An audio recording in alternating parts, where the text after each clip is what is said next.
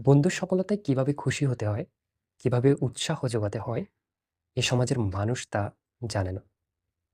সরকার যদি কোনো ভালো কাজ করে, সেই ভালো কাজটাকে অ্যাপ্রিশিয়েট করা হয় না, যদি না আমার নিজের দলের সরকার হয়। আবার একটা অবিবেচনাপ্রসূত এবং দেশের স্বার্থ বিরোধী কাজকেও বাহবা দেওয়া হয়। কেন জানেন? কারণ কাজটা আমার দলের লোকজন করেছে। আমাদের অন্তর খুবই ছোট। আমরা আলাদা, আলাদা হয়ে থাকতে স্বাচ্ছন্দ্য বোধ করি।